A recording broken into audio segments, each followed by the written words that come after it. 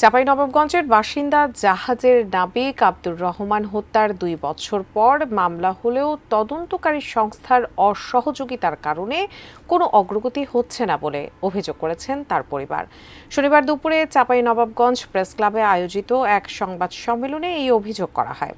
এ সময় মামলার ধীরগতি নিয়ে ক্ষোভ প্রকাশের পাশাপাশি তদন্তকারী সংস্থা সিটিটিসির কর্মকর্তাদের বিরুদ্ধে অসহযোগিতা ও অসদাচরণের অভিযোগ তোলা হয়। নাদিম হোসেনের পাঠানো তথ্যছবিতে মোহাম্মদ সোহাগ বিশ্বাসের রিপোর্ট।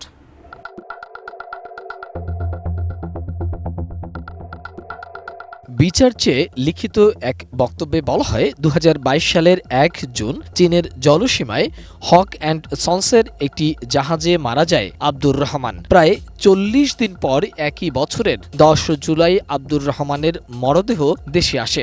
পরে ময়না তদন্তে হত্যার আলামত পাওয়া যায়। হাইকোর্টের নির্দেশে 2024 সালের 26 জুন ঢাকার বিমানবন্দর থানায় মামলা দায়ের করা হয়। পরবর্তীতে মামলাটি তদন্তের নির্দেশ দেয়া হয় counter terrorism and transnational crime বা সিটিটিসিকে। কিন্তু সিটিটিসির কর্মকর্তাদের অসহযোগিতার কারণে মামলার কোনো অগ্রগতি হচ্ছে না বলে অভিযোগ তাদের। আমার ভাই কোরিয়া থাকা অবস্থায় আমরা বারবার তার পোস্টমর্টমের অনুরোধ করলেও তা বিভিন্ন উপায়ে তা হক অ্যান্ড সন্স এড়িয়ে যায়। বিষয়টি কোরিয়ায় অবস্থিত বাংলাদেশ এমবেসি আমাদেরকে জানান যে তারা একটা হত্যার লক্ষ্য করতেছেন। বাংলাদেশ এমবেসি আমাদেরকে বিষয়টি হক অ্যান্ড সন্সকে না জানানোর জন্য বলেন। যখন আমরা 10 জুলাই 2022 সালে আমার ভাই ঢাকা আন্তর্জাতিক বিমানবন্দরে আসে এবং সুরতহালের সময় হক অ্যান্ড সন্সের একটা প্রভাব বিস্তার দেখিতে পায় এবং বিভিন্ন কাজটা ছত্রাক বলে চালিয়ে দিতে থাকেন। সুরতহালের এবং পোস্টমর্টম রিপোর্ট পাওয়ার পরেও উত্তরা থানা মামলাটি না নিলে আমরা ডিএমপির শরণাপন্ন হয় এবং ডিএমপি আমাদেরকে প্রায় 2 বছর যাবৎ মামলাটি হয় নাই এবং হয়রানি করতে থাকে। তারপর আমরা মহামান্য হাইকোর্টের দ্বারস্থ হই এবং মামলা রুজু করি। মামলা রুজু করার পর মামলাটি সিটিটিসির কাছে হস্তান্তর করলে সিটিটিসি আজ 8 মাস যাবৎ আমাদেরকে হয়রানি করতে থাকেন এবং আমাদের প্রধান আসামি যে জাহাজের প্রধান আসামি 5 জন তথা এজেন্ট হক অ্যান্ড সন্সের সহযোগিতায় তারা কোনো আসামি গ্রেপ্তার করতেছেন না। প্রধান উপদেষ্টা, স্বরাষ্ট্র উপদেষ্টা, পুলিশের মহাপরিচালক ও মহামান্য আদালতকে বলতেছি, আসামিরা এখন আগে তোয়াক্কা না করলেও এখন তারা মামলাটি থেকে বের হওয়ার জন্য পায়তারা শুরু করতেছে এবং উদ্দেশ্য প্রণোদিত অনেক অপচেষ্টা করে যাচ্ছেন।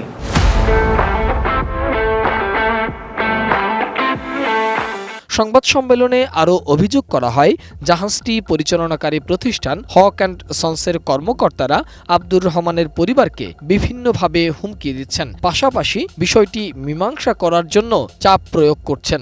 আমি তদন্ত বিচার চাই আর যারা মেরেছে তাদেরকে গ্রেপ্তারের দাবি চাই।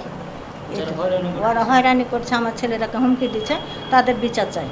তাদের কেমিক্যাল ট্যাঙ্কে প্রবলেম ছিল, আমার হাজব্যান্ড এই কথাটা জানতে পারে এবং তাদেরকে থ্রেট করে যে এটা তাড়াতাড়ি ম্যানেজের ব্যবস্থা করেন, এখানে ক্ষতিকর কেমিক্যাল আছে, এটাতে যে কোনো সময় মানুষের ক্ষতি হইতে পারে। এই জন্য আমার হাজব্যান্ড অনেক কথা বলছিল তাদেরকে, কিন্তু তার কথা শুনে নাই, উল্টা তাকেই খুন করা হয়েছে। এইসব ঘটনা থেকে এবং আমার হাজব্যান্ড আমার সাথে যে কথাগুলো বলছে সেটা থেকে আমি মনে করি এটা নিছক প্ল্যান, একটা মার্ডার।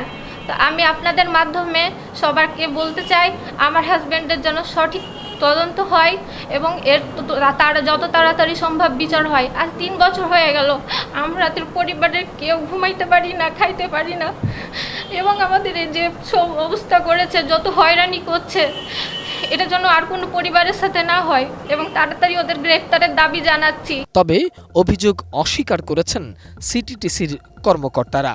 সর্বশেষ অবস্থা হচ্ছে এই মামলায় এজাহার নামেও 5 জন আসামি আছে। তার মধ্যে বাংলাদেশে যে 3 জন আছে ওনারা হাইকোর্ট থেকে জামিনপ্রাপ্ত, আর 2 জন আছেন ওনারা দেশের বাইরে শিপে কাজ করতেছে। এটা হচ্ছে আসামিদের অবস্থান। আর বাদ বাকি আমরা ইনফরমেশন যেগুলো গ্যাদার করার এগুলো আমরা বিভিন্ন প্রসিডিউরের মাধ্যমে এগুলোই তদন্ত চলতেছে আর কি। তো এখন পর্যন্ত আমরা মামলার কোনো পর্যায়ে পৌঁছাতে পারি নাই, আর একটু সময় লাগবে। সবকিছু মিলে আমরা বিভিন্ন অথরিটি যারা এটা নিয়ে ইন্টারন্যাশনালি, বিশেষ করে যে জাহাজটা ছিল ফ্ল্যাগ স্টেট সিঙ্গাপুর, ওই সিঙ্গাপুরের একটা অথরিটি তদন্ত করছে। তারপর আমাদের যারা ইন্স্যুরেন্স কোম্পানি আছে উত্তর দক্ষিণ কোরিয়ার, ওরা তদন্ত করছে। আমরা ওই রিপোর্টগুলো মেল করে নিয়ে আসার চেষ্টা করতেছি। মোহাম্মদ সোহাগ বিশ্বাস, ডেস্ক রিপোর্ট, এটিএন নিউজ।